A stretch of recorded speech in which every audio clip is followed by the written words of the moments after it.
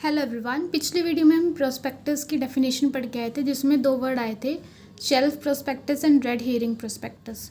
वो प्रोस्पेक्टस के टाइप्स होते हैं। तो आज की वीडियो में हम टाइप्स ऑफ प्रोस्पेक्टस को डिस्कस करेंगे, जिसमें सबसे पहले हमारे पास आता है एब्रिज्ड प्रोस्पेक्टस। एब्रिज्ड प्रोस्पेक्टस जो होता है, प्रोस्पेक्टस को हम शॉर्ट में कर देते हैं।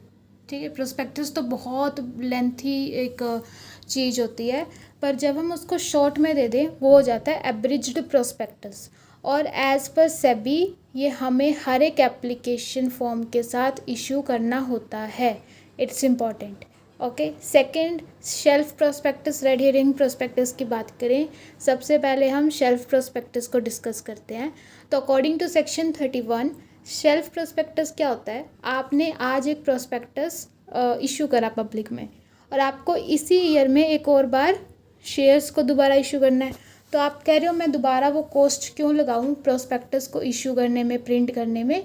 तो मैं क्या करूँगा, शेल्फ प्रोस्पेक्टस को इशू कर दूँगा, ताकि मुझे उस 1 ईयर में मुझे दोबारा एक और बार शेयर इशू करने हैं तो मैं विदाउट प्रोस्पेक्टस उसको इशू कर लूँ। और प्रोस्पेक्टस के बदले मुझे क्या इशू करना पड़ेगा? इन्फॉर्मेशन मेमोरेंडम, जिसमें कि सपोज़ करो मुझे सितंबर में इशू करने हैं शेयर्स। ठीक है, तो मैं अक्टूबर की जितनी डिटेल होगी कंपनी की इम्पॉर्टेंट, जो रेलेवेंट रहेगी, उसको मैं इन्फॉर्मेशन मेमोरेंडम के थ्रू इशू कर दूंगी जनरल पब्लिक को। नेक्स्ट हमारे पास आता है red herring prospectus. Red herring prospectus का मतलब क्या होता है? सेक्शन नंबर 32 में डिफाइन है। रेड हेरिंग प्रोस्पेक्टस एक ऐसा प्रोस्पेक्टस होता है जिसमें शेयर्स का प्राइस गिवन नहीं होता। ये जनरल पब्लिक डिसाइड करती है। कंपनी ने प्रोस्पेक्टस तो इशू कर दिया, पर ये नहीं बताया कि किस प्राइस पे शेयर्स इशू हो रहे हैं। वो प्राइस कौन डिसाइड करेगी? General public. कैसे करेगी?